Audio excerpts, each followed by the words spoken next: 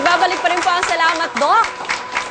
Nagkakaroon ng problema sa prostata ang maraming kalalakihan kapag nagkakaedad na sila at kabilang nga dito si Mang Andoy nang ilang taon ding pinahirapan ng kanyang sakit. Taong 1999 nang unang makaramdam si Mang Alejandro Cueto ng ilang sintomas ng diferensya sa kanyang prostate gaya ng patak-patak na pag-ihi. Pero hindi niya ito ininda at gumamit lamang daw siya ng herbal na gamot. Umayos naman daw ang kanyang pakiramdam pero paminsan-minsan pa rin may pagsumpong. 2007 ng isang araw, muling sumumpong ang kanyang sakit. Nang paunti-unting pag-ihi hanggang sa nasasaktan na siya at tuluyan ng hindi makaihi. 2007 din ako makaihi. Sinundo nga ako alas 12 ng gabi doon sa bundok. Ang sakit ng baywang kong ganito. Nakayuko akong ganyan. Pagkatapos sabi, aray, sakit. Ayon sa doktora na tumingin kay Mang Andoy, may diferensya nga siya sa prostate na nagdulot na rin ng komplikasyon sa kanyang palaihian at pantog. Dahil sa pamamaga ng prostate ni Mang Andoy, hindi siya makaihi ng maayos kaya nagkaroon siya ng bato at nagka-impeksyon. Sinaksakan ako ng catheter. Puro dugo. Puro dugo siya. Puro dugo yung lumabas sa Oo, may dugo lumabas. Halos 2 taon ding nakakatheter si Mang Andoy para makatulong sa kanyang pag-ihi na nakaapekto na pati sa kanyang hanap buhay. Apektado talaga kayo? Apektado. Hindi ako makapaghanap ko eh. Hindi ako makapwedeng buhat ng mabigat. Noong 2009, nang kinailangan ng tanggalin ang bato ni Mang Andoy, nakaramdam siya ng ginhawa matapos ng operasyon. Pero binalaan daw siya ng doktor na hindi naalis ang problema ng kanyang prostate at dapat niya itong pag-ingatan. Yes. Yan na ang sinasabi natin si Mang Andoy, hindi po niya pinansin yung mga sintomas. Tama yan. Yung papatak-patak ng ihi. Yes. Then one day, bigla na lamang, Hindi na siya makain. Pwede pala yun, ano yung Pwede yun. Kaya kailangan mo ng sonda pagdating nun. sonda catheter. Bigla na lang Catheter. siya nilagyan ng catheter. For several years, naka-catheter lang Every siya. mo, hindi ka na makaihi. Parang puputok na yung pantog mo. Aha. Isa sa mga pinakamasakit na condition yun. Parang manganganak ka na hindi ka manganak. Eto, yung pantog mo, puputok na, hindi makalabas ang ihi. Pero after the operation, guminhawa na. Guminhawa na. Kasi tanggal na yung prostate, tanggalin na ang complication. Kung hindi ako nagkakamali, nagkaroon ng bato ang pantog ni Mang Andoy dahil doon. Yun nga ang nangyari. Yun ang kanyang complication. So pag nagkaroon ka na ng complication, useless na lahat ng gamot mo. Hindi na pwede yung pampaluwag ng daanan na ihi. Hindi na rin pwede yung pampaliit ng prostate. Kasi may mga gamot na sinabi ko kanina, pwedeng lumiit ang prostate, pwedeng lumuwag ang pag-ihi. Ngunit itong mga gamot na ito ay effective lamang in about 70 to 80% of cases. May mga 10 hanggang 20% ng mga pasyente talagang may mga komplikasyon na. Bakit po sinasabi kanina ng ibang mga tao na hindi daw talaga nagagamot ang prostate? Yung sintomas lang ang nagagamot?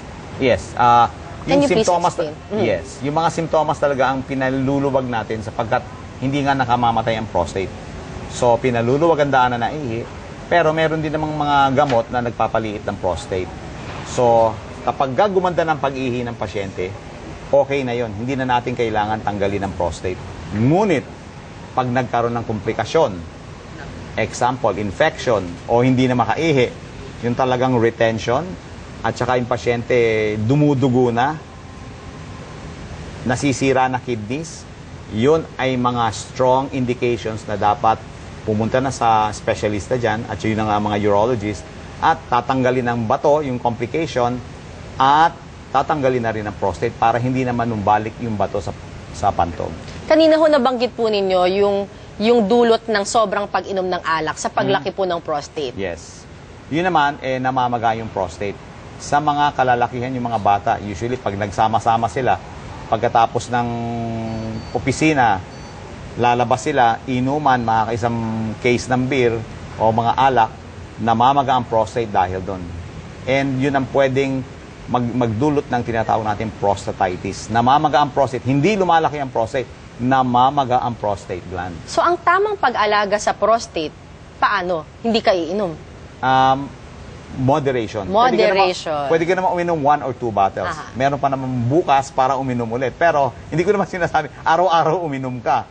Ngunit, wag naman sobra-sobra. Pag uminom ka na ng mga 6 na bote ng beer, nasa delikado ka na pwedeng mamaga ang prostate mo. At yung pagtatalik, ibig sabihin nun, dapat stick to one. Pag nagkaroon ka ng sexually transmitted infection, Aakyat sa daanan ng ihi mo yan, mamumugad sa prostate yan, at yun ang magiging sanhi ng prostatitis. Meron kang hapdi lagi sa pag-ihi, may lumalabas ng konti sa ari ng lalaki, yun ang tinatawag na prostatitis. Dok, yung sinabi ninyo sa pagtanda, di ba? Paano ba babantayan kapag may prostate na kayo? Anong gagawin niyo? Aba, healthy living. Uminom lagi na maraming tubig. And then, iwasan ng infection. Iwasan ng pagkain ng mga maanghang at saka matataba.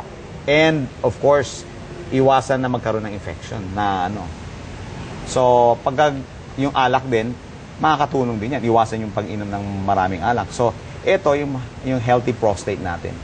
So ganun pala ang pag-alaga. Pero, alam mo, sinabi niyo ho, even anyone, kahit wala pa hong nararamdamang sintomas, dapat magpatingin na, magpa-test na, sabi ninyo. Tama yan. Ano po ba yung procedure at yung mga test ho na gagawin sa isang pasyente? Dalawa lang.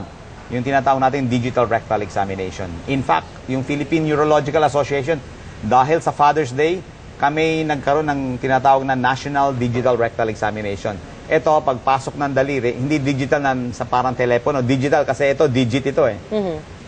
With gloved hands and jelly, pinapasok namin sa rectum to feel the prostate. Doon natin malalaman, malaki na pala, may needle, may nodule na pala, para malaman natin kung may cancer. And then, pwede na natin gamutin. Kasi hindi nga natin makita ang prostate. Ang pangalawa, yung blood exam, ang tawag doon, PSA, Prostate Specific Antigen. Ito ay may konting kamahalan, ngunit very good in detecting prostate cancer. So karamihan ng mga kalalakihan na above 50 years old, yung kayang magpa-examine, usually pina-order namin ng prostate specific antigen. Yung libreng test nyo, hanggang kailan to? Hanggang end of the month? Tapos na. Ay, tapos na. Tapos na, nung Father's Day lang yun. One time lang yun, kasi sayang. tupod na yung daliri namin, kaya wala na. Pero yung PSA, hindi libre yun. Sige Kailangan sa laboratory yun. Okay. Kasi mahal ng konti yun. Mga 800 to 1,000 yun. Sige, pero importante po yan. Samantala, Importante. gawin na, magpa-test ng ating prostate, ng inyong prostate. Wala akong prostate, no? Ang galing mo sa anatomy, yes. Ang babae walang prostate, lalaki lang. Okay. Puntahan naman natin ang mga magtatanong nating kapamilya dito sa ating medical mission sa ABS-CBN Garden. Unang magtatanong ay si Maribeth Bernardo. Good morning po, Doc. Itatanong ko lang po, ang problema po ba sa prostate ay pwedeng maging dahilan ng STD? Maraming salamat sa iyo, Maribeth. Yung problema sa prostate, hindi magiging source ng STD. Yung STD ang pwedeng maging sanhi ng problema sa prostate. Kabaliktaran. Katulad ng sinabi ko, pag umakyat ang mikrobyo dun sa daanan ng lalaki at namugad dun sa prostate, yun ang mga nagiging sanhi ng tinatawag nating prostatitis, yung chronic prostatitis, na kailangan gamutin ng antibiotic na matagalan, minsan buwanan. Okay, maraming salamat sa inyo, Maribeth. At pangalawang magtatanong naman ay si Fred Caraula. Good morning, Doc. Good morning po. Makakatulong po ba ang hormonal therapy sa prostate cancer? Advanced na yan. Hormonal therapy. Yes. Thank you po. Katulad na pinapaliwanag ko kay Bernadette kanina, ang prostate is under hormonal control. Ibig sabihin nun, yung pagkalalaki natin dahil sa testosterone. Ngayon, kapag tinanggal mo yung hormone, tatanggalin yung itlog mo, naka-straight ka o nakapun ka, hindi ka magkakaroon ng prostate cancer. Doon nila nalaman yan. So, pwede talaga ang hormonal treatment for prostate cancer. Kaya lang, pag kumakalat na ang cancer sa prostate, yung mga tinatawag nating kalat na ng konti ang prostate. Ngunit, kung ang prostate cancer ay localized, nasa prostate pa lang, makukuha ito sa pamamagitan ng operation at radiation. Kaya kailangan yung maagang detection ng prostate cancer. Dapat. Yun ang reason, kaya gusto namin silang mahango ng maaga para malaman natin. Hindi naman lahat ng kalalakihan nagkakaroon ng prostate cancer. Sino sa kanila, 1 out of 10, magkakaroon ng prostate cancer? Sino ang isa na yon sa 10 lalaking above the age of 50 ang mayroong cancer sa prostate? Hindi natin alam. Ang those men at risk are those na may history. Ang tatay nila, ang tatay ko may cancer sa prostate Yan. Pwedeng maging hereditary at risk ako. Tsaka yung mga malakas kumain ng matataba. Yung mga mahilig sa red meat, yan ang pwedeng magkaroon ng posibilidad na may cancer sa prostate. gising na. Biglang madaming nagising na mga tatay dyan. Kaya ngayon, less ang pagkain dapat ng mga matataba at saka red meat. Ayoko namang i-spoil yung Sunday lunch ninyo, pero yun. Pasubo na ng tapay. Ano, biglang natigil bigla. Ay nako mga kapamilya, dyan lamang po kayo. Siyempre maraming salamat po kay Dr. Edgar Chalyan ng